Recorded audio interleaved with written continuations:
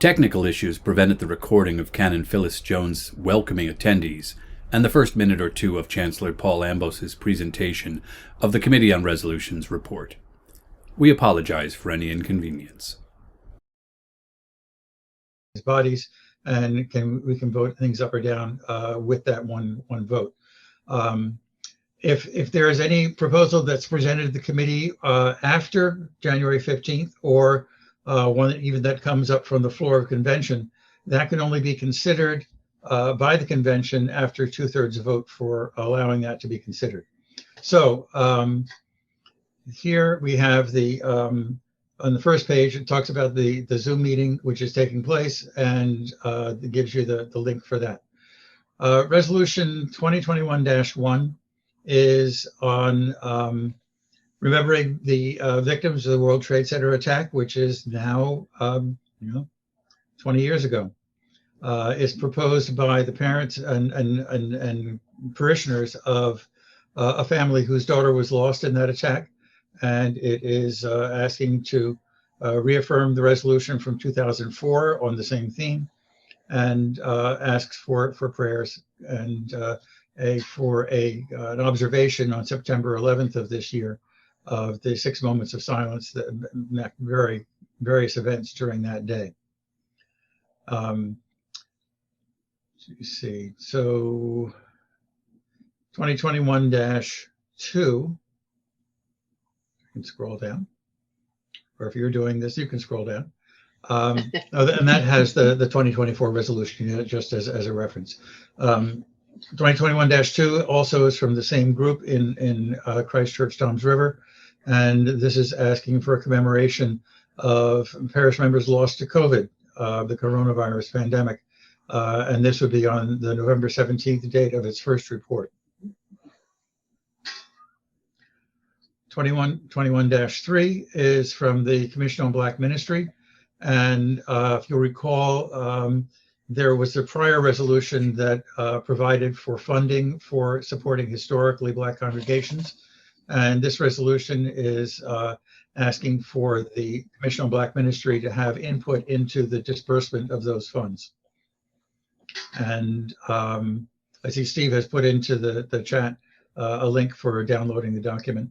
All of the documents are on the diocesan website for the convention page, at least the ones that have been finalized, and as other ones become finalized, they will be linked as well. And so this is proposed on behalf of the Commission on Black Ministries. 2021-4 is, yes, I mean, just I say that John Mason points out that the second resolution is for all parishes, not just Toms River, to read the names of the ones lost from their congregation. 2021-4 was proposed after and received by the committee after the January 15th deadline. So this would require a 2/3 vote for consideration, but it's proposing the recognition of an Indigenous Peoples Day.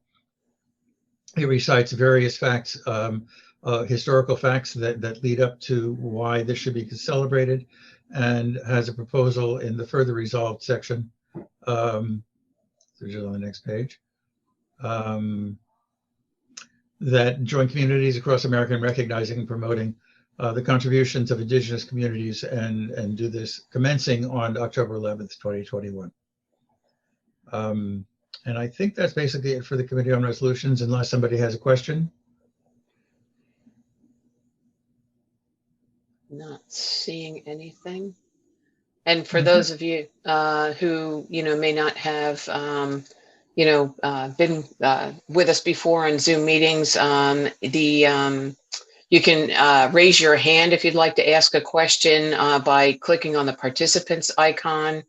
And then, down at the bottom there, there's a way for you to raise your hand if you'd like to be recognized, or you can post in the chat. Either way, either one will work. So seeing none.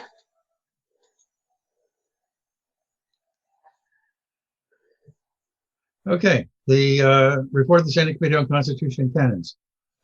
This is a committee to which get submitted proposals for amendment of the Constitution of the diocese or the canons of the diocese. And their timetable is December 1st of each year for consideration for the following year's convention.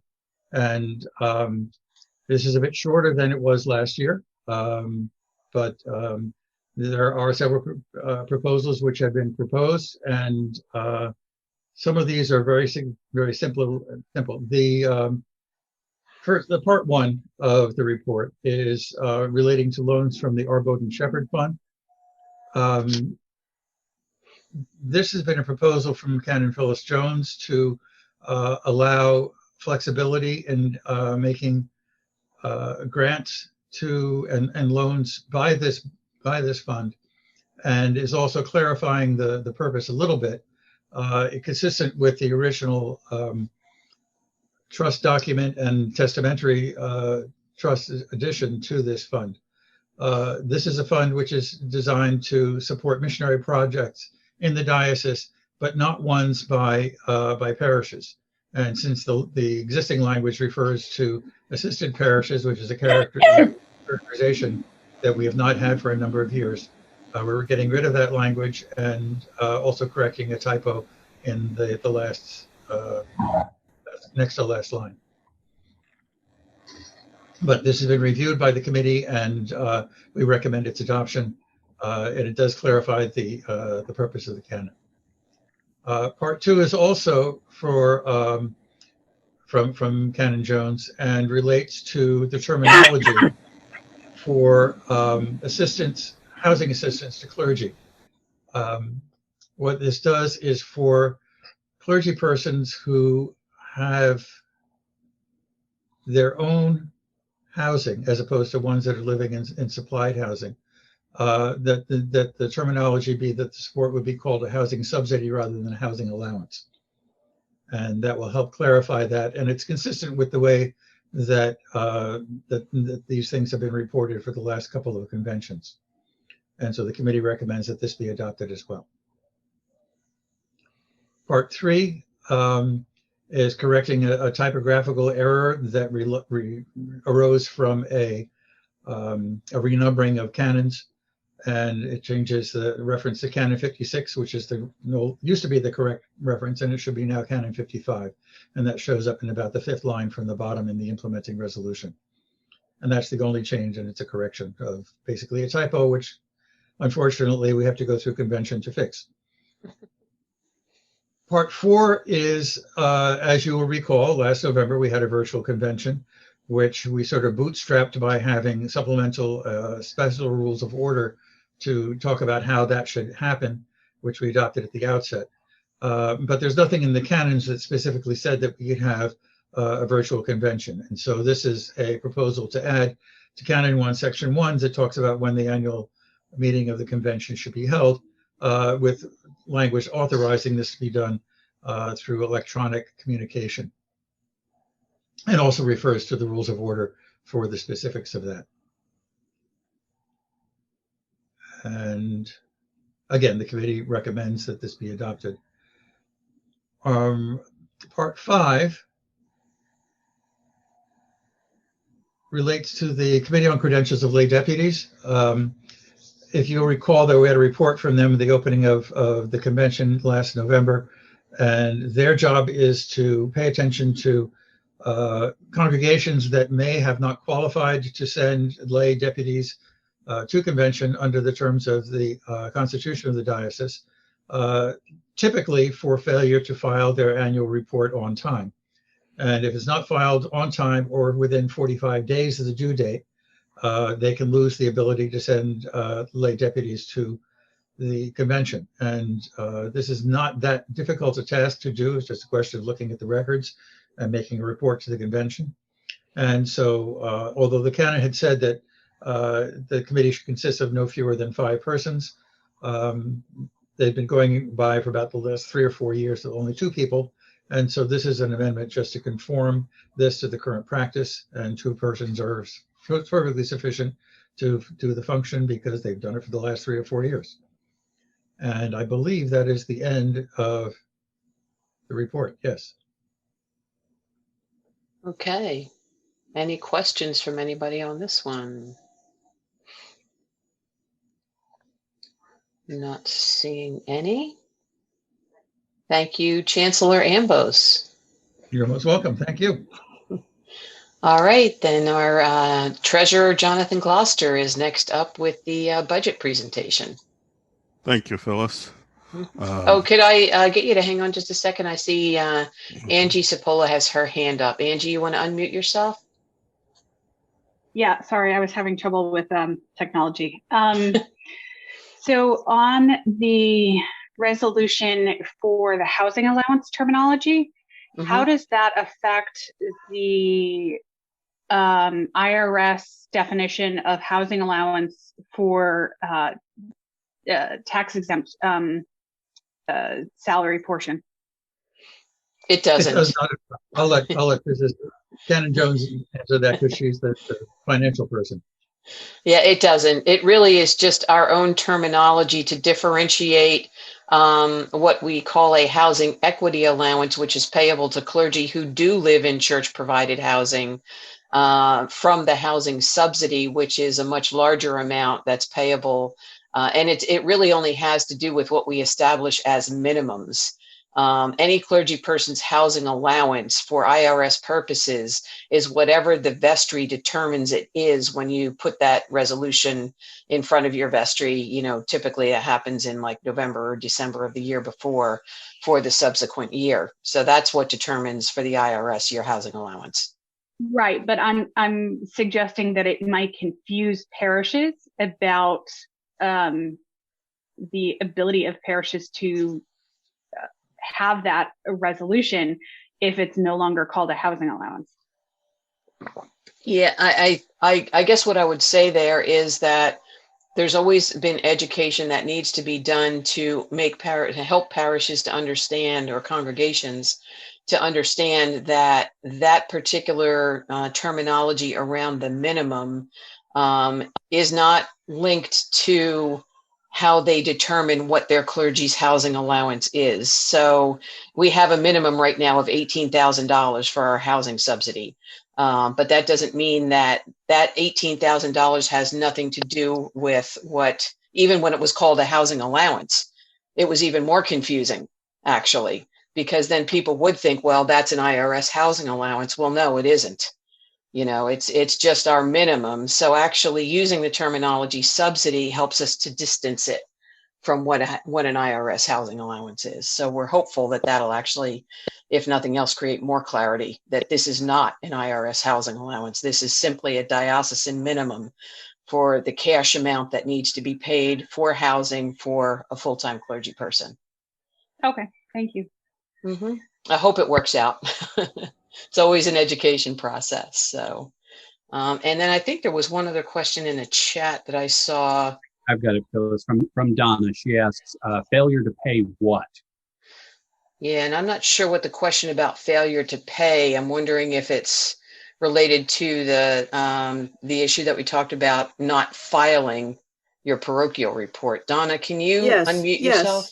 Okay. Yes, I did. And if you bring it up on the screen, it was just that one in that last resolution in the canons that it said, or failure to pay. It was one of the conditions, but it doesn't say failure to pay what.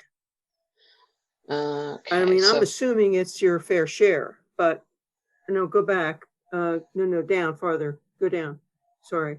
I think I got, keep going. Oh, yeah. Okay. I'm sorry. I went back too far. Yeah.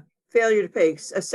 Part C there under, see that? It says failure to pay for 12 months preceding the convention. And I'm assuming. Well, now, if you take a look at the sub, like that little I, the little 1 and the little 2 and a little 3. Okay. Yeah. Yeah. So for interest or diocesan assessment or clergy pension premiums. So. Okay. Sorry. I missed that. Sorry. Okay. No problem. Okay. Thanks for the question. Others may have sure. done the same. Okay. I'm not seeing any other questions. So why don't you go ahead, Jonathan?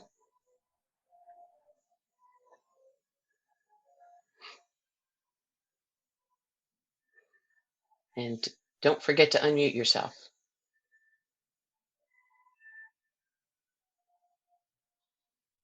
There we go. Good evening, everyone. So I'm going to present our financial reports in sort of two phases.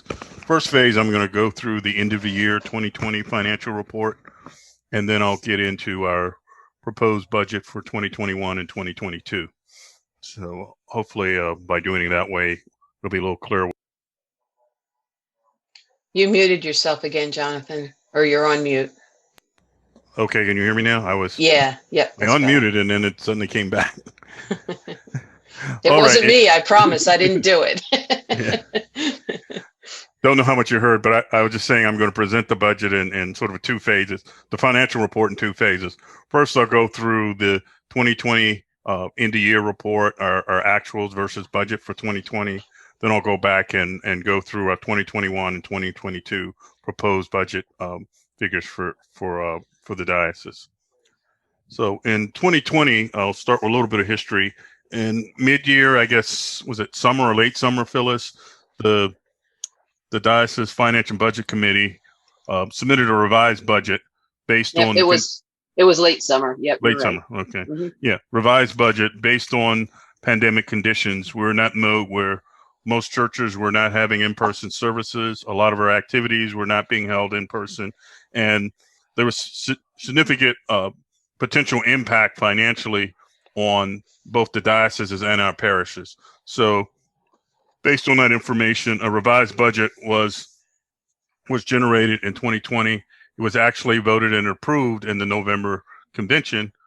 So what I'll be reporting here is results against that revised budget, not the original 2020 budget, because this is the budget that was actually approved at convention. And if we go with the first line 1B, March of Mission giving, pledge income from parishes. Originally, we revised that down to $2,807,000. Started out at $3,100,000, but given conditions, it was revised down. And the actual to date at the end of the year, that was just about that, but there's some projections of another 69, nearly 70,000 more. That's dioceses that just at the time we did this budget hadn't finished paying up their 2021 pledge obligations. But these projected $70,000 more is based on what dioceses have actually historically done. So we believe that when we do the final reconciliation for 2020, that it'll be 70,000 more. So we're projecting $2,900,000 for an actual in 2020, which actually is more than what was our revised budget. So parishes did more than their fair share of keeping up with their support to the diocese, even in these pandemic conditions. And for that, the diocese is very appreciative of all the hard work that took place at the parishes. And we know that even most giving models had to adjust from in-person putting money or checks in the plate to some form of virtual giving model. And the parishes adopted very well after probably first couple of weeks of hiccups, but by mid-year, most parishes had done very good in adopting and keeping up their payments to the diocese. The other next two lines go over trust income from our trust amount. This is the dividends in our trust, both for trust income and designated funds. This is money that is budgeted based on the dividends in our trust account, not the principal. And we were very close to budgeted amounts in both cases once we did the revised budget, fairly close to the differences, fairly small differences in both areas. Other revenue is income based on services to the diocese. Phyllis, that would be things like the Anti-Racism Commission, the funds tuition paid for that, or other income. Is that correct? Well, actually, that line item is really just sort of miscellaneous sources of other income, like donations. We do get some, ad hoc donations, things that we didn't count on. That's where that goes. Most of the registration fees and things like that are offsets against the expenses. Okay. Yeah. Oh, yeah, thank you. I was wondering that. Yeah, so, but that number, fairly close to budget, just a little bit less than what we budgeted. Trustee grants, this is the actual money that's drawn down from the trust account to cover our deficit in the diocese. We budgeted the $298 and we're able to keep that amount when we drew down exactly what was there. The same as for the Mission Renewal Fund. That's a budgeted amount of $137,000. The actuals right on par with that. The last line in the revenue is the PPP grant. this was the diocese applied for and received a grant of $370,000 for payroll protection grant. You see it listed in the budget, but not in the actuals. The rationale for that is that it is still considered a loan. Forgiveness has not been fully executed yet through the diocesan bank, so that it's not listed as income yet. When it's forgiven, it will actually be listed as income, and you'll see that in the 2021 budget. But we did receive that. It was able to it allowed the diocese to pay those approved payroll expenses and other related expenses approved under the PPP loan. So it will be a grant, officially recognized as a grant in 2021. Right now, it's considered just a loan to the diocese until we receive full forgiveness. The calculations, Phyllis and her staff have done that.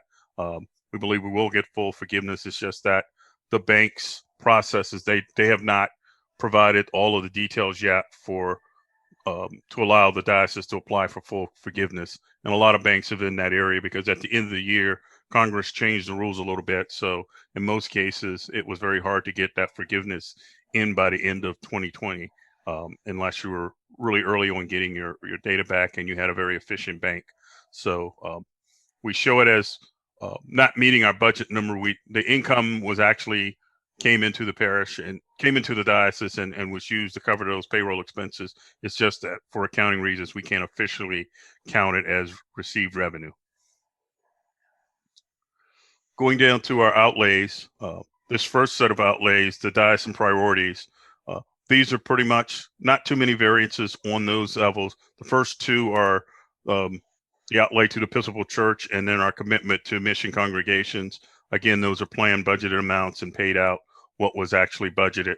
The social and ethnic ministries, some of those areas we saw less expenditures, mainly because these ministries were not able to have in-person gatherings as was originally planned in their budget years. We did revise some of it down towards the end of the summer, but in some cases you'll see where there's just less spent in that than was projected in there if you look at the actuals column. And like I said, mainly that was due to just not being able to do some in-person activities, but we did luckily have some of those activities taking place.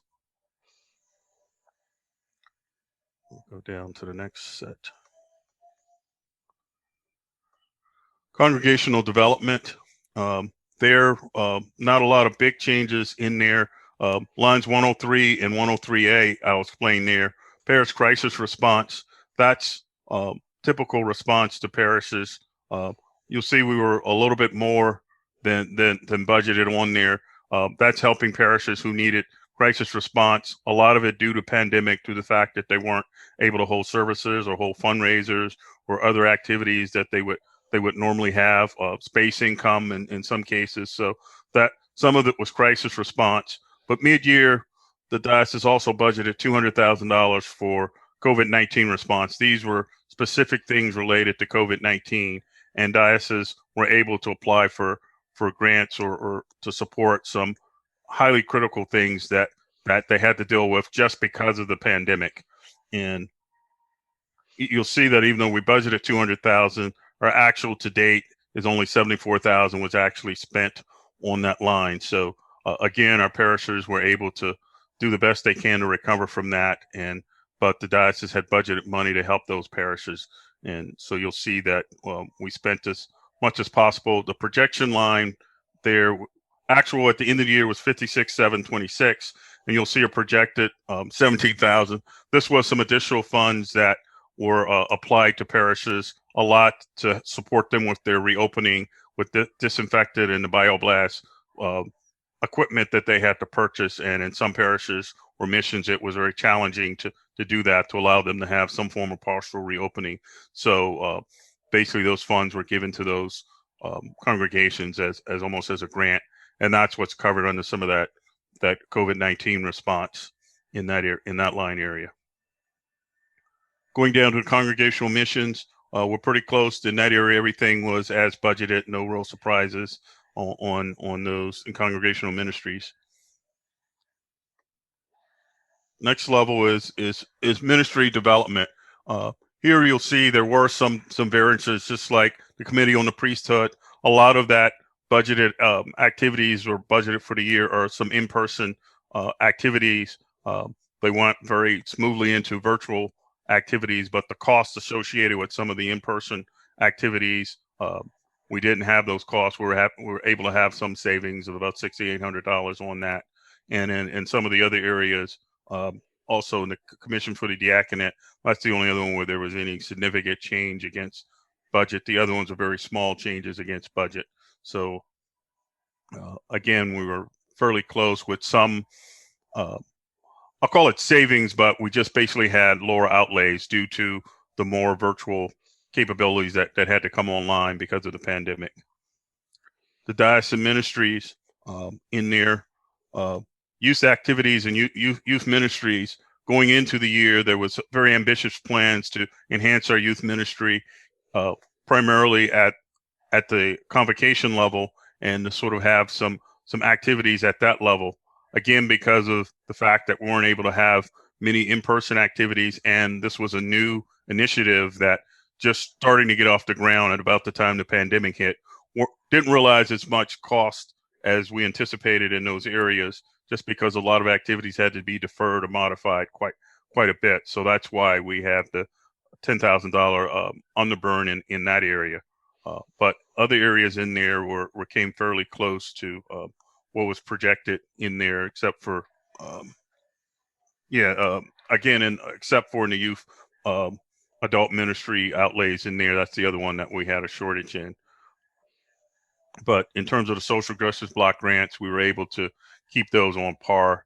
Those small amounts of funds, we're able to make those grants to go out. Actually, we didn't do the social justice grant, but we have another budget line item in 2021 to help with some of those activities that would have been planned in 2020. Going down to the next level is diocesan gatherings. Our convention, we were able to do it virtually.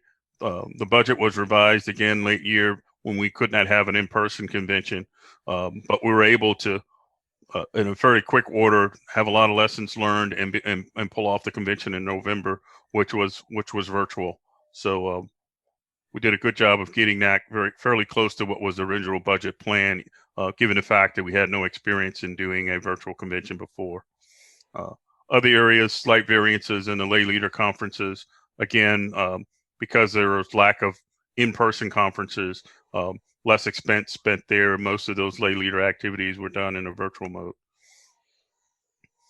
And for general convention and ECW, Trirenium, those are current costs. We basically accrue those expenses budgeted every year for when the convention happens or the events happen. So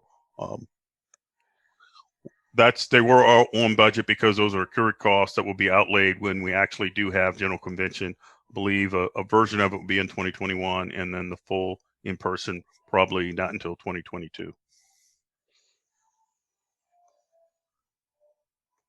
Going down to the next level, programs and covenants, they're fairly close to what was budgeted, except for the companion diocese. Due to conditions of the pandemic and restrictions on overseas travel, very few of those activities that are normally planned with our companion diocese in Ecuador did not take place. They had also restrictions in country also, given the fact that also we could not travel there from our diocese. So we had a lot less than was planned in 2020 for that area. That's why there's a $10,000 variance. But again, we hope to pick that back up some in 2021 and going into 2022. And Jonathan, I saw a question in the chat from Joan Mason. She was asking about the cost of the diocesan convention since it was virtual.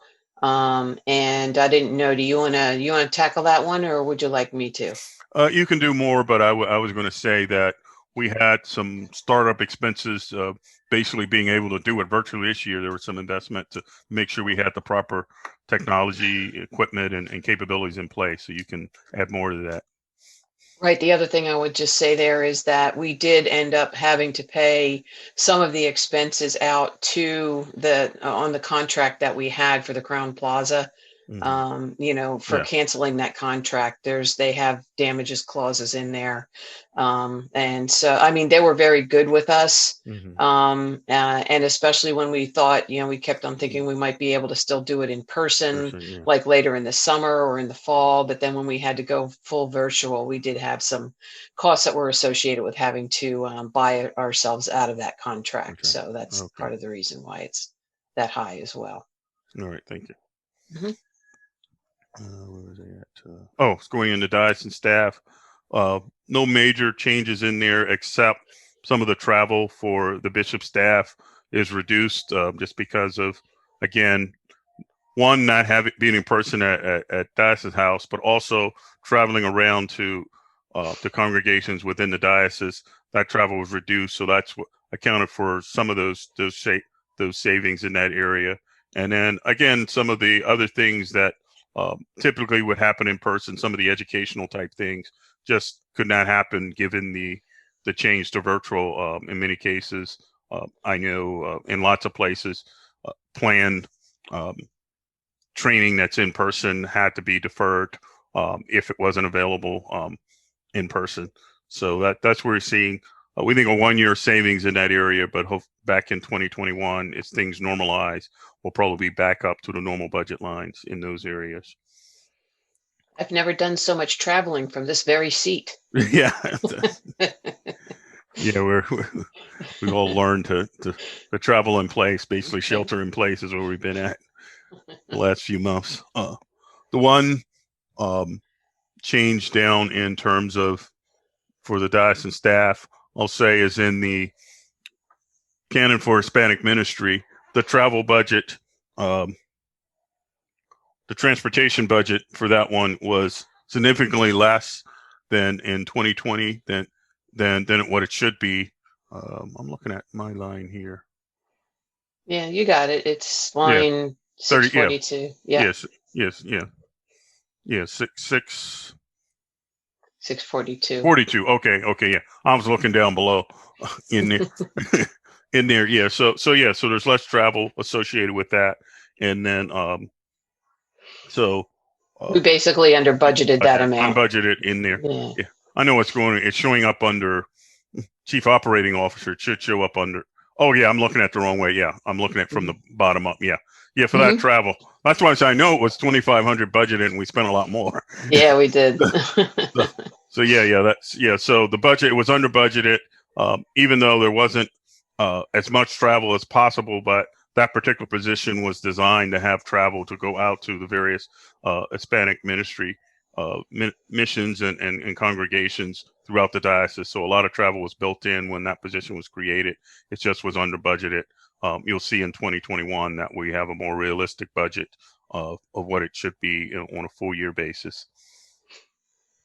And other things, I was going down to, again, the canon missioner for youth adults, the transportation, didn't spend that $3,500 in transportation that we anticipated, again, because of course the in-person activities weren't there and couldn't be accomplished as projected.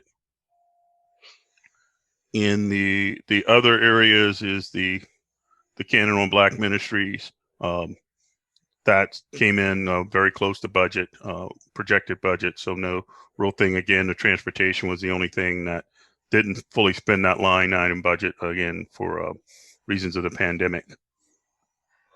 All these other ones going down for the rest of the staff are fairly close to budget.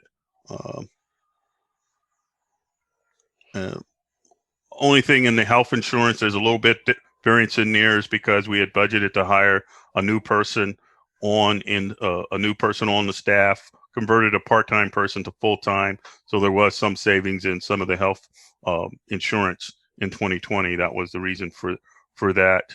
And then for the same reason, some of the employment taxes by not hiring on another staff person in 2020. So there were some underlays in those areas, but overall, the differences were explainable in that area. We didn't really cut anybody's pension or health benefits during the year. It was just a change from what was originally planned in terms of staffing in those areas. And diocesan obligations going down in there. These are sort of those expenses like insurance and bonding, audit. Those are fairly close to what was planned. The one line is the property maintenance. You'll see the actual was $35,157, and then you'll see that we made an adjustment to reduce that by over $15,000 so that it'll come in fairly close to budget. The real reason for that is going back up to that line on COVID-19 response. What happens is that for the disinfectant and bioblast equipment, the parishes went through the diocese to do the initial buys because of the bulk discounts based on buying in bulk. The payments were initially outlaid by the diocese and the equipment delivered to the parishes. So when most parishes were able to repay those costs, but there were a few parishes, or I'd say congregations, and I won't instead of parishes, who weren't able because of the conditions of the pandemic to fully repay some of those upfront costs. And those costs were transferred after we closed out the books, transferred back up to COVID-19 response. So if you'll remember from there that we had about $17,000 projected additional expenses in that area, and you'll see that $15,000 came from this number right here. Projection. Okay, here. Yeah, this projection number is that $15,000 of that was money transferred from our property maintenance. So it really didn't affect the bottom line too much. It just moved it around from one area to another, recategorized what those expenses were. Again, just extraordinary expenses for 2020 due to the pandemic. Other obligations, our general obligations, fairly close to what was budgeted for widows and orphans, health insurance, retired clergy, pensions, and widows and orphans funds. Those were fairly close to budget.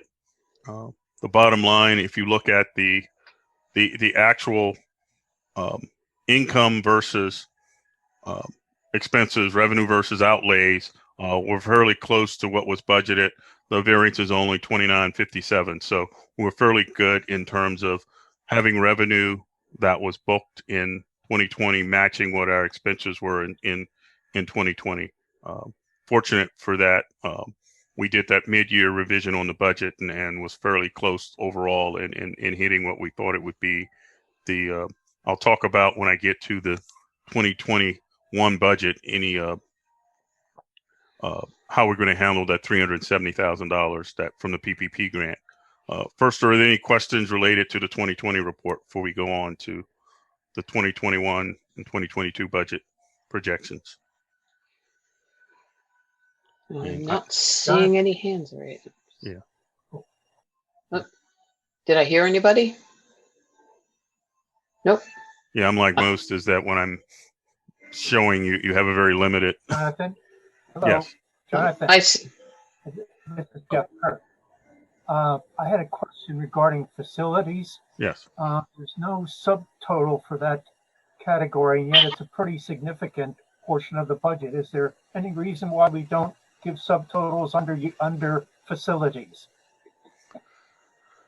I'm going to push to Phyllis on that. I mean, the subtotal is actually under diocesan obligations right here. Yeah. And I would just say that there's no, we also don't do a subtotal under finance, so Right. That basically the diocesan obligations, I guess, was just considered to be the grouping subtotal way back when this was first started, but there's no reason that we can't. Yeah, have a subtotal at those particular areas. Yeah. So this was more in that obligations included all those areas of facilities and the general obligations is what that last one is, but that subtotal 743 is all diocesan obligations, which is salary and building outlays and everything.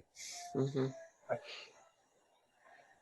I just know that in parishes, the buildings are usually one of the biggest items in the budget, second only usually to personnel or staff. Yeah. And it might be helpful to flag what that amount is. Is there any thought also to looking at solar energy for Diocesan House and/or Trinity Cathedral? One of the things I guess I would say there is, I mean, I can't speak for Trinity Cathedral because we don't, yeah, they do their own thing there. But, you know, one of the things that we always struggle with Diocesan House is the fact that we have tile roofs and we're in a historic district. Mm-hmm. So anything that we do to the outside of the building is going to have to conform. And I would be thinking that solar panels probably aren't going to cut it. The other thing, though, that's probably more worthy of note is that, you know, based on some of the things that we're learning from this time in COVID, we have been for quite a while really questioning how wise it is to continue to keep Diocesan House, even before COVID-19, because of some of the you know, some of the high expenses actually of maintaining that property. But especially now that we're really, I don't see us ever going back to being in Diocesan House as consistently as we were because of what we've discovered. And so we may actually be looking at possibly, you know, trying to sell Diocesan House and find some place that has space that's more suitable for the things that we need to do, like if we still needed to do meetings, but we wouldn't need so much office space. We would try to find a place that's more accessible. That's been one of the biggest things about Diocesan House that's been a problem. So, you know, that's really, I think, the direction that we would be looking in more so than trying to do solar. Okay, thank you very much. Yeah. Mm-hmm. And I see Angie, you've got your hand up again. Yeah, I know that solar panels may not be an option for someplace like the Diocesan House.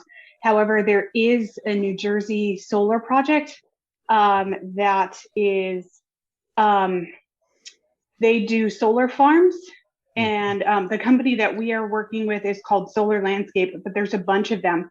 It's a New Jersey initiative, and they have they do solar farms, and they then give you credits on your bill for the solar energy. And so it's a way that you can do solar without actually doing solar panels. So that might be one way that we can look at doing solar for the diocesan level without actually imposing solar panels, because I know that here at Trinity we can't either. So but that is one way that we're looking at doing that. So yeah, I'd and say throw that out there. Yeah, my parish is doing the same thing. Is that basically the electricity that is used is generated by solar, and you get the credits plus the use of lower carbon footprint. But you're right, you don't have to have the panels physically on your buildings. Well, I would be the first to say that if we do decide to, you know, to continue to try to keep Diocesan House, then that would be something we would definitely look into. Thank you. I appreciate it. And I see a couple of other suggestions in the chat. Information that can be made public to the rest of us? It's such a wonderful idea. Maybe Angie, you could put something in the chat about it. Would you be able to do that? Sure, I can do that. That'd be great. Thanks. All righty. Okay, well, let's go on to 2022. I'm going to adjust my screen just a bit. We probably should do 2021. 21, yeah, 2021. Actually, it's a better story in 2021 than 2022. So. You're right about that. So I'm going to go. So in 2021, we looked at a lot was what actually happened in 2022. I'm going to swing back so we can see our end of year 2020 just in there.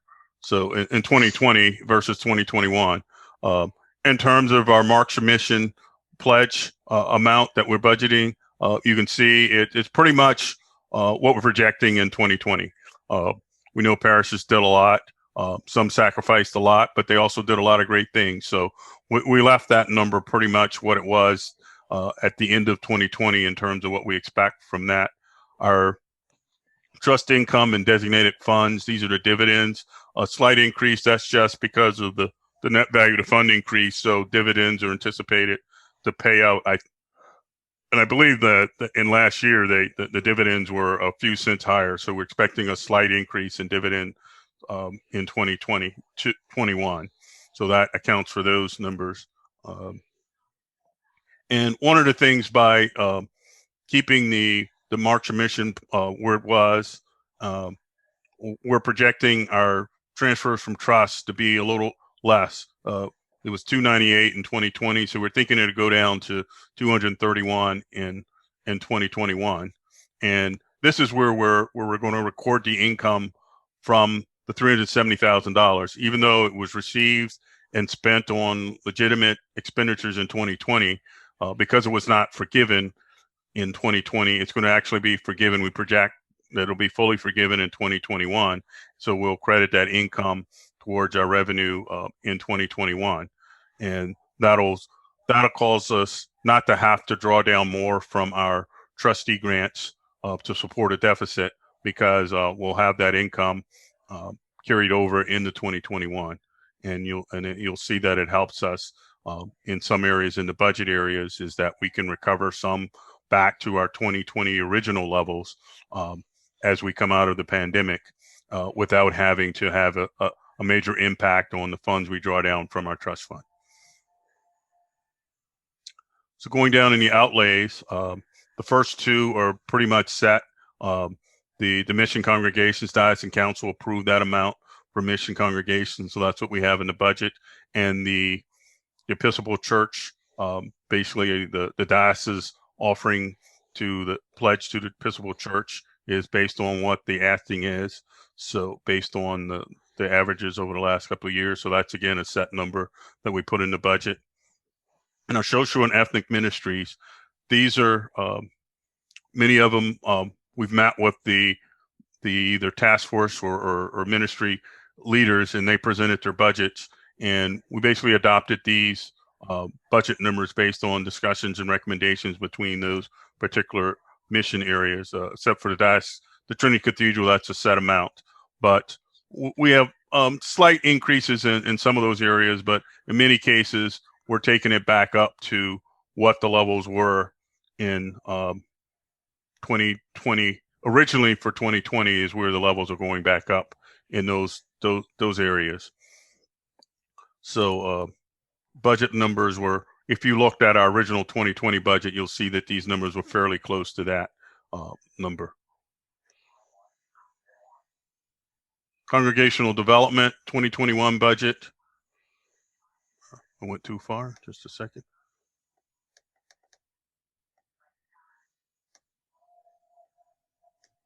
There you go. Here we are, Congregational Development. Again, these are numbers that we think reflect what can actually be done now in 2020. So the Board of Missions is back up to 45,000. What it was, I believe that the prior 2020 budget we had was close to that number. In terms of parish crisis response, the 15,000, that's historically what was budgeted there.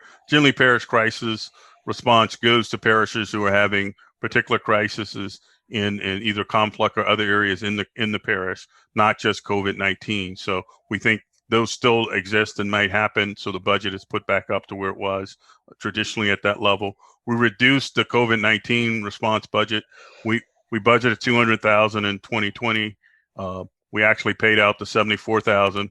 So we think, though, that we'll have a little bit left carryover for parishes that might have some other particular COVID-19 expenses that they're unable to deal with going in the early part of 2021.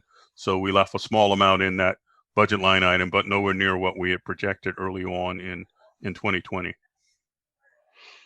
Congregational Missions, those amounts are again fairly close to what they were traditionally. Again, if we start opening things back up, and also we've learned new ways to do virtual capabilities, we think that the outlays could go back up to what they were earlier in the year and not be as travel restricted in the latter part of 2021.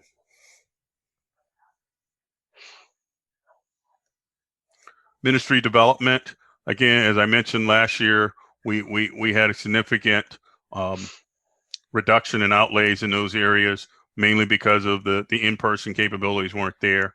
We're hoping again that some form of in-person capabilities will come back in the latter half of the year. So we've moved those budget items back up where they were prior to 2020's revised budget and the pandemic. Again, we can do more in-person capabilities. People can travel more. So that's why those budget numbers were put back up.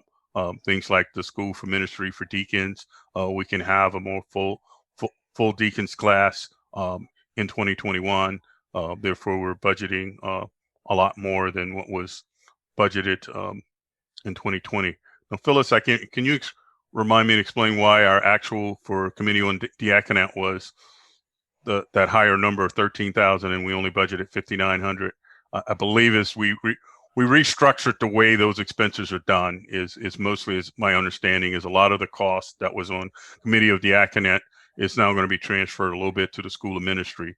So the total amount won't be too different than what was traditionally done. It's just that we're restructuring how those funds are outlaid between the School of Ministry and the Committee on the Diaconate. Is that correct, Phyllis? That's a part of it. One of the other significant aspects of it is that the expenses of the Committee on the Diaconate fluctuate. The main expense that the Committee on the Diaconate has is doing background checks on candidates. And so the amount that they have to spend in any given year depends on the amount of candidates that they have starting the process in any given year. And we're still in the middle of switching from what used to be a 3-year diaconal process to a rolling, admissions diaconal process, which means in those intervening 2 years, then we didn't have anybody starting the process. So we didn't have any background check expense. And those background checks they're very thorough, so they're very expensive. So this is one of the years where we don't have that many background checks that have to be performed. So that was another significant issue as far as the Committee on the Diaconate was concerned. Okay, thank you. Mm-hmm. Going down to our Diocese of Ministries, again, I talked about the youth adults and why we weren't able to achieve as much as we wanted to achieve in 2020. So we budgeted, though, enough money to allow them to fully kick that program off and do great things in that area. So that's why the amount of 29,000 in 2021 is in the budget, is in there. Also, there's a new line 1313. Task Force on Reconciliation Reparations that actually comes out of a resolution in the 2020 convention, was to establish a committee on a task force on reconciliation reparations, and their sort of kickoff expenses and what they project in 2021 to sort of start the planning and formation of that task force is 25,000. So that's where that number that comes in. And then the social justice block grants, we put that up to 6,000. Again, they didn't have as much expenditures last year, but we put that back up to 6,000, which is historically what we project expenditure in those two areas. Diocesan gatherings, you can see convention, we're now down to 11,000. We will have a virtual convention this year. There were no arrangements made for a physical convention. With history and the investments that were made in 2020, we believe that the cost for this convention, this comes from diocesan staff, could be held for 11,000. Again, things like this is that by having virtual pre-convention conferences, where last year, I think pre-convention, we still were doing things slightly in person just before this time last year. So we're able to save money on cost in those areas. And the other areas in there, clergy conference, back up to no big change in the budget from prior years on that area. And we're still accruing funds for general convention. the $28,000 in there is an accrual. And while there won't be a full convention this year, there'll be some form of a virtual convention. So there will be some outlays in 2021 where we project in 2022 where there's possibly a chance for having an in-person general convention capabilities if that's feasible. But that's the reason why we have the general convention expenditures at $28,000, because some of the funds that were accrued over the prior years, we plan on spending those out this year as part of a virtual general convention, a scaled down general convention.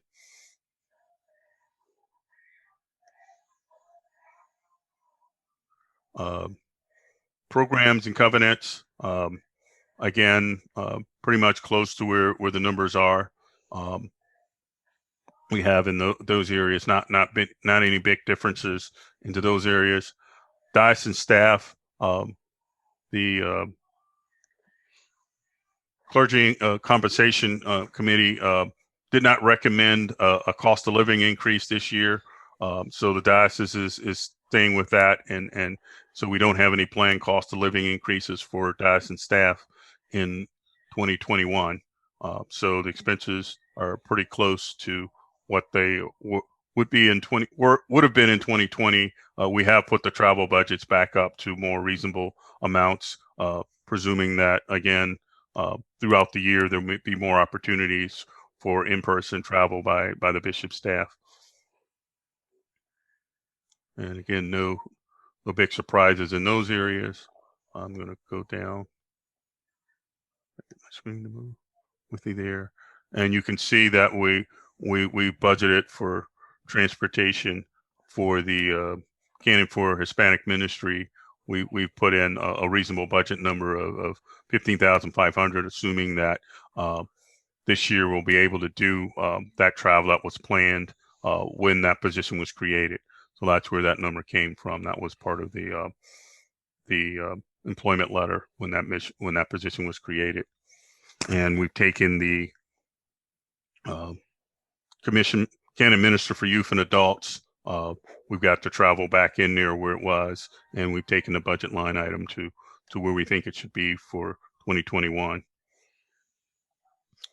All the other ones, there's very few changes in the other staff areas for 2021. No major changes in there. And we go down to this last area where diocese obligations. These numbers came from diocesan staff based on projections of what was spent last year. Any adjustments made because of the virtual nature, even though, as Phyllis said, we'll probably get some in-person back, but may not go back to where we were, say, back in 2019. So we have budget numbers that we think are realistically what would happen in 2021. And the budget request line that's in there, this column that's in there, this shows what was requested by diocesan staff to cover those expenses, and the Finance and Budget Committee fully agreed with their projections for 2021 in those line items. And the other general obligations were in there as proposed in there. So, and Phyllis, this is one I just looked at this number down the bottom. Yeah, the one. So you're looking at the one in the budget request line column. Oh yeah. That's what that's what I'm running. Yeah. So here we are. Yeah, it should have been balanced. Yeah. Mm-hmm. The revised budget column. Yeah, you'll see we should be balanced. The 4129,962 in outlays. It's exactly what we projected in revenues. And then the reason the budget request is off because there was no budget request for revenue, so that's why we show it negative. Yeah. And so that's where our 2021 budget is. For 2022, I'll just go back up to the top. And that's real big changes will happen. If we look at the revenue side of 2022, preliminary budget is the March Mission giving one. We've moved that back up to $3,100,000, which is what it was in terms of the pledges that were projected at the beginning of 2020. So we basically, assuming that in 2022 we'll get back a little bit more to normalizing where we started pre-pandemic levels. So we've decided just to take it back up to where our projections were for pledges pre-pandemic level in 2022. Again, the income from trust, the dividend income from the trust fund, pretty much leaving that where it had been in the past. The real big difference is in 2022, we don't project, we won't have the $370,000 carryover from the PPP loan. The diocese, at all analysis, doesn't look like it qualifies for the second round of PPP loans, so we won't have any of that funds coming in 2021. So in 2022, there's a need to fill some of the gap that we had. Basically, we're able to save some money in during transfers in 2020 and 2021, but in 2022, as of now, we're projecting that we'll have to increase our drawdown from the trust funds to nearly $400,000, back to where it was a few years ago. So that's the real challenge we have going into 2022, is finding ways to sort of fill in that revenue gap so that we're not drawing down as much from the trust fund. We had been on a trajectory, we were drawing down less over the years, but now at this early stage in 2022, we're thinking it will go back up a little bit more. In terms of our outlays, they're pretty close in 2022, and you can look at that in detail to what they were in 2021. This is preliminary budget. It'll be refined as the year goes on and as we learn more about it, but we're pretty close in 2022 to what the 2021 budget is, with some slight planned increases in there, but on the order of a 2 or 3% increases between 2021 and 2022 in a few areas. But overall, we're planning 2022 budget as it stands now to keep it balanced. The big change is we've got to look, we'd have to have an increased drawdown from our trust fund, where we're projecting in 2021 it'd only be to $231,000. So we're talking nearly $170,000 more required to draw down from the trust fund in 2022. So with that, I'll leave it that for any more questions on the 2021 budget or 2022 preliminary budget. And I did see there is one question in the chat. Donna had noted that Trustee Grants is a considerable jump. And yes, it is. And, we're not happy about that either. Yeah, that's a big area. Yeah. Yeah. So, I mean, what we always look to do, in whenever we're doing our budgets is to make sure that we, perform as well as possible against our budget so that we would be able to minimize the amount that we actually do have to draw down from our trust funds out of the capital appreciation portion. So, it would be just kind of managing that through the next, couple of years to see if we can't find a way once we get to 2022 to have that number not be quite so large. But again, the 2022 budget is a preliminary proposed budget. What it effectively does is gives us the ability to operate from year to year during this particular time period that we're in right now, the first 2 months of the year, before we actually approve it. Like now we're going to approve a final version of the 2021 budget.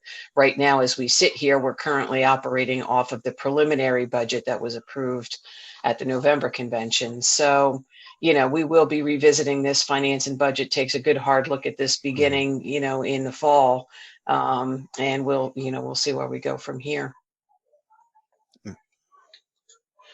Are there any other questions? I'm not seeing any hands raised. Didn't see anything else in the chat. I think that's it. And thank you, Jonathan. Okay, you're welcome. And then with that, I guess if you want to go ahead and stop screen sharing, we can hand the controls over to Steve Welch, who's going to walk us through some convention things that we need to know. I think one of the things that I do want to touch on first, before Steve gets started, actually, is to recall on our Chancellor, Paul Ambos, just to talk a little bit more about, in case people don't understand, what the consent calendar is and how it works. Okay, the consent calendar, as I mentioned before, is a repository for resolutions from diocesan bodies or from the Committee on Resolutions, which are presumably not going to be controversial, do not need to be debated, do not need to have an oral presentation by the chair of whatever the committee or commission that is proposing it. And so this gets assembled before the convention by me as the chair of the Committee on Rules of Order and Dispatch of Business, and is presented close to the opening of convention so that people can then pay attention to, if they hadn't before, to what is on the consent calendar. There is a procedure in the Rules of Order for removing any particular item from the consent calendar. And that is either it's by the proposer, by the originating committee, or by, I think it's 4 or 5 members of the convention can make a request. And so the consent calendar is presented, but then tabled to be taken up later on in order to have an opportunity for those people who want to follow that rule and remove it from the consent calendar to do so. And if any of those and requests are duly received, then that particular matter is withdrawn from the consent calendar and taken up typically either by the Committee on Constitution and Canons, the Committee on Resolutions. Clerical compensation typically has at least one resolution on there, so if that can be taken off, that can be debated separately. And so that the rest of the consent calendar then gets voted on. And again, it's the originating committee recommends the adoption and the consent calendar is adopted, then that resolution is adopted. If the originating committee recommends against adoption, which typically mostly can only happen with Committee on Resolutions, then that is voted down if the whole consent calendar is adopted. And then later on in the convention, as I say, anything that's been removed from the consent calendar will then come up for presentation by the appropriate committee. It can be debated upon that time and voted on that time. Any other questions about the consent calendar?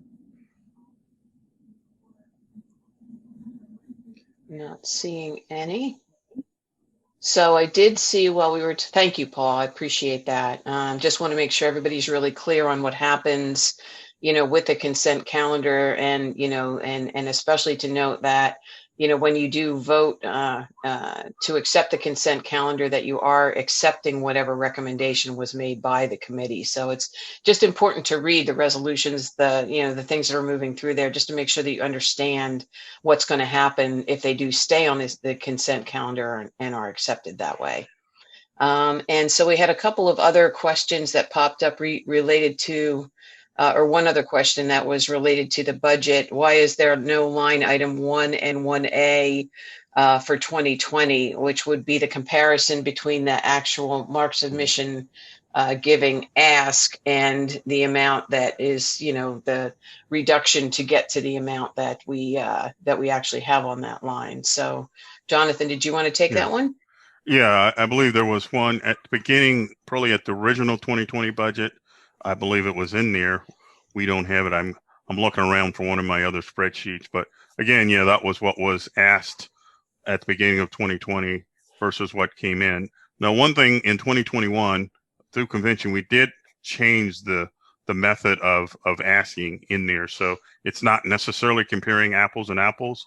If you went back to 2020 versus what 2021 is because we revised the method of calculating the askings from the parishes. But you do note it's just in this spreadsheet. It's just not in there. We don't show the original 2020 budget before we did revisions at the beginning of the year. So that's the reason it's not showing up in this report right now. And Phyllis, you want to say more on the change, why it's missing too, because I know one of the things is in the discussions though, the fact that we changed the way we do offerings is that we have it on another report. We look at emissions themselves and what they give versus askings, but we just don't have it on our budget report.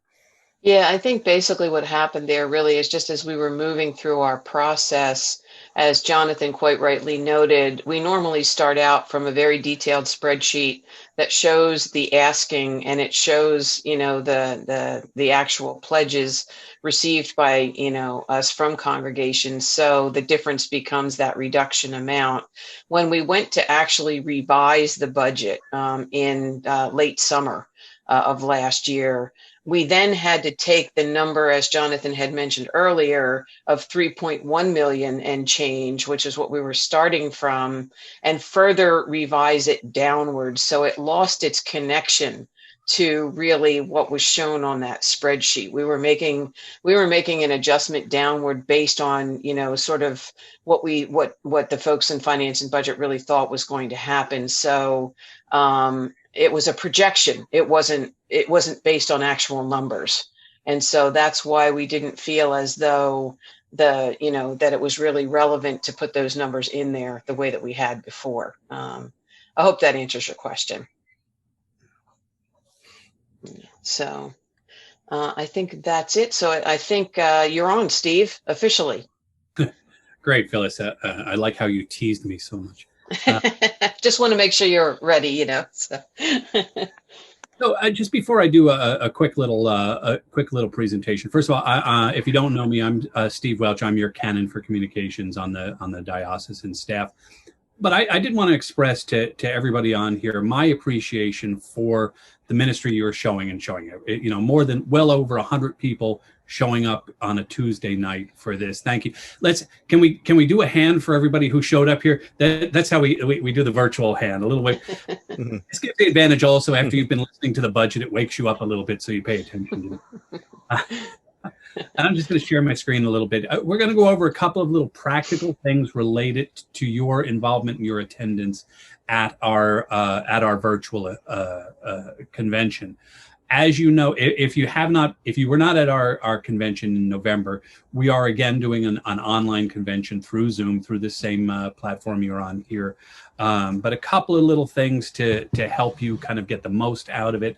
I'm sharing on my screen right now the convention page on the diocesan website, and I'm going to put that link in your chat, just convention.dioceseofnj.org.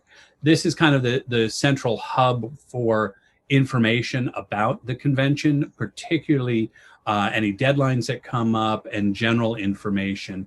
From this page, it also links to the documents page, which is down here. Financial statistics and reports can be found here, and that's a link. And instead of clicking the link, I'm just going to go over here. This is going to be a really important page for you, actually, leading up to the convention and on the day of the convention. So the documents that have been presented tonight are on this page. You see here, for instance, the budget, the reports from the Standing Committee on Constitution and Canons, from the Committee on Resolutions. But in the coming weeks, all the reports that will be discussed at convention will fill out here. And it's a great place for you to go in and get familiar with anything that we're going to be voting on. The consent calendar, when it's available, will also be here. And as Canon Ambos said, that's going to be an important thing for you to be familiar with, because it's all going to be voted on at once, that one. So you want to make sure that you're comfortable with all of that. This is also on this site is also where when we do the convention, the agenda will be listed, showing when we're planning to have each presentation, and then links directly to the documents that are going to be referenced during each person's presentation. Let me see, this agenda, consent calendar, let me see, and those are not available yet, but they will be soon. And then these other items. Any questions on the website and the documents that are available there before? Then I'm going to stop sharing my screen and we're just going to talk. Any questions there? I can't see everybody. Okay, say no. So I'm going to stop. I'm going to stop sharing my screen and then just talk a little bit about registering for convention and participation in the day. it's very important. If you've had your, I think most churches in the diocese have had their annual meetings by this point, and know who your convention delegates are going to be. It's very important that you submit the required report to the diocese on who your delegates are going to be, because that's what's going to trigger, first of all, the information going to that person with their with the link to register for the Zoom. Only voting members and clergy will get the link to the Zoom. Everyone else will participate on the day. Guests will watch our YouTube live stream. So you will not get the link to register for the Zoom until you have submitted your delegates form to the diocese.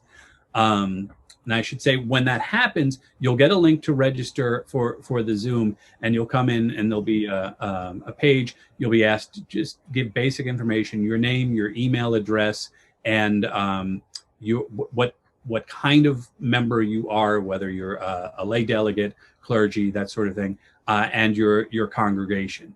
You fill that out, you submit that. Unlike other Zooms, unlike this Zoom, for instance, you will not instantly get an email back from Zoom with the link for the convention. We want to make sure that the convention Zoom is just for voting members. So staff will need to go through people who have registered and approve them. And I think that process hasn't started yet. That's starting soon, but if you have not received your link to the convention yet, don't worry, they haven't gone out yet. When you receive that link, it's important that you not share it with anyone else for a couple of reasons. One, again, even if it's a delegate, those links are unique. When you follow that link into the Zoom, the name that will be associated with your picture is the name of the person who was registered with that link. Last time in November, there was some sharing of links, and so we had like 20 people with the same name in the meeting, and we want to know who everybody is and make sure that so just follow your own link. And if you're having trouble with that, reach out to first Ann Noddy on the diocese staff, and she can help get you set up. But that's just an important thing to note. You don't have to worry as well on the day of the convention. If you're scrambling around and you can't find the link to the meeting, we will send out a reminder the morning of that will have that same link again. And we're asking everybody to be online. Ann's going to kill me because I can't remember exactly what she wanted. I think 15 minutes before the Zoom starts, which is at 9 o'clock, just to make sure that we have everything. If anybody's having any trouble, we can get things settled. If your delegate changes, that's someone can't attend, and so an alternate is stepping up. We ask you to email Miriam Clishan at the diocese. And do that as early as possible. It's a mad scramble sometimes on the morning of convention, getting people set up to be able to join the meeting if it's the first we've known about it. So, I mean, things happen at the last minute for sure, but let's try to avoid as much of that as possible. And I see David Harrison asks, is there any way on the website to view all existing members of the existing committees? The answer is there should be, but the list that's there now is relatively out of date, and we're working to try to update that, particularly after the most recent diocesan convention. But if you go to our website on the about the diocese page, there's a committees and organizations page which has links there, but it's not full information, and we are working to do that. But we don't have it right now. One other thing I wanted to mention that we're going to be doing a little bit differently at this convention, and this involves most or a lot of the churches in the diocese. I think if you've been to a convention before, just before the noonday prayer, we do a necrology or a review those clergy associated with the diocese who have died in the last year. This time, Bishop Stokes has asked us to include as well any lay people in the diocese who have died, but lay people who have been involved at the diocesan level on committees and commissions. We'll be sending out information in the next couple of days with how to submit that, but essentially you'll be emailing Ann Noddy at the diocese with information about that. We just want to make sure that our lay people who have put in so much work in making our diocese strong get recognized at the convention when they've passed. Sometimes it's only at these kind of diocesan events, I think, that people see one another and get to know one another.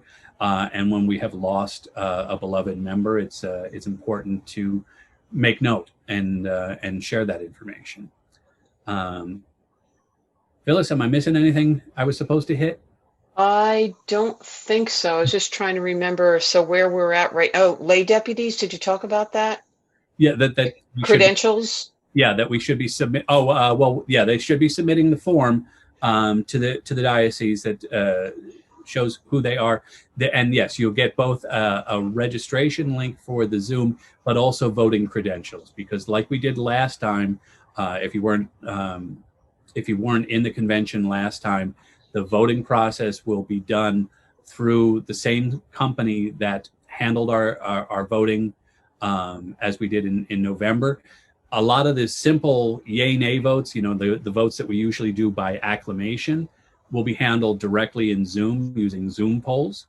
But for those votes, particularly for diocesan offices that require a certain percentage of lay vote and a certain percentage of clergy vote, that's more complicated. And so we're using an external voting company. So you'll get voting credentials that work with that website. And you'll be asked to do a test vote sometime before the convention is held, just to make sure that you know how it works and that you're comfortable with the process before the actual day. Again, it's a relatively simple process, but you will need to, when it's time to vote, when we're in the convention, you will need to kind of click out to a different tab out of Zoom, go into your web browser, Chrome or Firefox or Internet Explorer, that sort of thing. Go there to go to the voting site and do your votes while the convention's still running in the background. And so we want you to be familiar with the process, comfortable with it before the actual day, so that you don't have a lot of anxiety around voting. And just taking a quick look at questions coming in. Yeah, Donna Taylor posted one. Did you see that? Yeah, initial registration is submitted by our parish. Well, if there is a delegates form that is submitted to the diocese by your parish or by your congregation, and okay, that should trigger the email from us with your registration information for. Okay, I just want to make sure it doesn't come from me; it comes from them. The initial, right? That's correct. Yes, Phyllis. Okay. Yes, that is correct. It comes from the congregation. There's somebody there who's supposed office, yeah. Right. It's supposed to be submitted as a list to Anne. Okay. So yes, that's correct. Thank you. Jean Boyle asked, then what is the online lay registration form for? That's really so that you can register for the Zoom using the name that you prefer and the email address at which you want to receive the link. And otherwise, we would also have to do a whole lot of manual input of people, because Zoom doesn't really make it easy to upload a spreadsheet of people who have registered in a separate way. So we just ask you to take that on for us, do the registration in Zoom, and that make sure that you know what email address you're using. You get the email responses back, so that is what that's for. Other questions?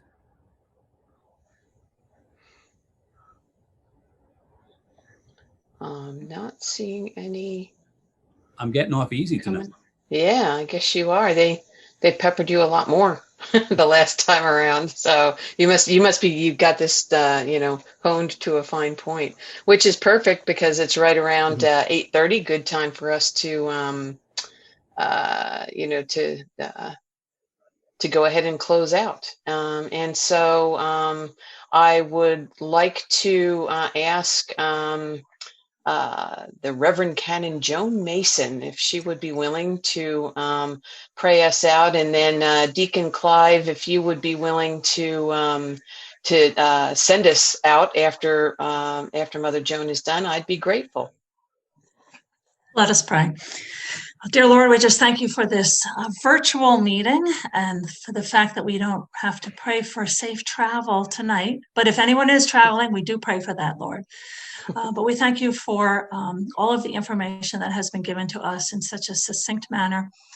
Help us to apply it well for our upcoming convention, and bless all those who are working to put this convention together for us. We place it all in your hands and ask your blessing on it. And we pray this in your most holy name, Jesus. Amen. Amen. Deacon Clive, are you there? Let us go forth rejoicing in the power of the Spirit. Thanks be to God. Bye-bye, everybody. Thank you very much.